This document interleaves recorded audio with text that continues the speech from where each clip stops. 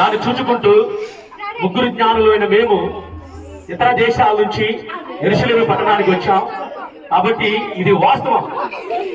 యూదులు రాజుగా పుట్టినవాడు ఎక్కడ? మళ్ళీ అదే కోట. యూదులు రాజుగా పుట్టినవాడు ఎవరైనా మీరు నన్నే అడుగుతారా? ఏ రోజు రాజు అంటే ఏమనుకున్నారు? ఇంకొకసారి ఆ మాటలు మాట్లాడితే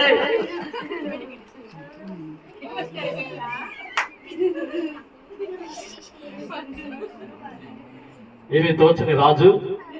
ఒకవేళ ఇది నిజమై ఉండొచ్చు. కాబట్టి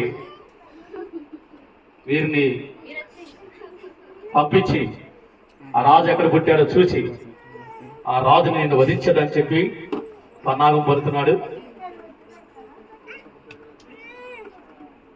జ్ఞానులారా, సంతోషమైన వార్తను మీరు తీసుకొచ్చారు. మీరు వెళ్ళి ఆ రాజు ఎక్కడ పుట్టాడో కనుక్కుని నా దగ్గరికి